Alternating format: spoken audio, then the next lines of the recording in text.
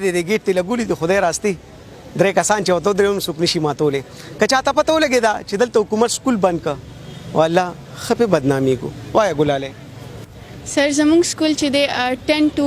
12 days وشو زمونږ سکول سیل دی بیخي او مونږ چې دی دلته راځو او دا انوایرمنټ تاسو ته بالکل لګي داسې خو یو ګورنمنټ سکول هم داسې انوایرمنټ نه چې څنګه زمونږ دی دلته ډېره زیاته ګرمي وي نو مونږ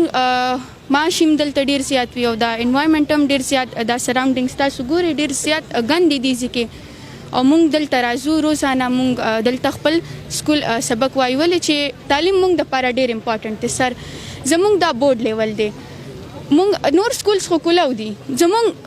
ټایم ویسټ کېږي مونږ به بورډ کې څه کوو نور خو به مخکې لاړ شي زمونږ ټایم ویسټ شو زمونږ تعلیم خرابېږي نو زه ګورنمنټ ته ریکویسټ کوم چې پلیز دا زمونږ یو ریکویسټ دی د ټولو چې زمونږ سکول چې دی کولاو کوي چې مونږ خپل تعلیم جاری کو دا زمونږ د فیوچر خبره ده انتظار قربان زه کلاس 9 کې کلاس 9 زمونږ بورډ دی او که اوس نه دي زمونږ سکولونه بند کړو مونږ به څه کوو لکه سکول داسې شی دی که نه چې هلته نه ماشومان فایده اوچتولی شي چې خپل مستقبل جوړ کړي که دې مونږ له سکولونه بند کړي نو مونږ به څه کوو مونږ خو به همداسې کښېنو وایه بچي زمونږ د بورډ لیول دی او اوسه پورې مونږ سټډي صحیح روانه نه ده نو سړک ناست په سړک باندې ناست یو او دلته داسې ګرمي هم ده چې او حکومت خو دې له ګوري چې سکولونه بند کړي خو زمونږ سټډي ته نه ګوري او ډېره زیاته ګرمي ده دلته او معاش هم دي بلکې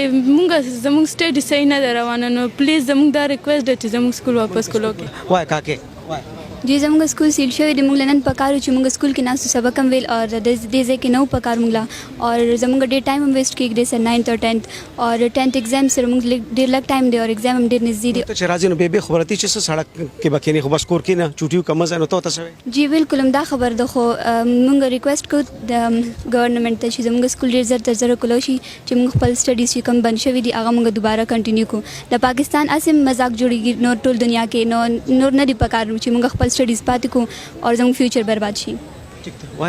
پهله خدا چې د ګرلز تعلیم له څوک امپورټنس پهله نه ورکوي او بل دا تاسو سکولز بند کړه حکومت والا مونږه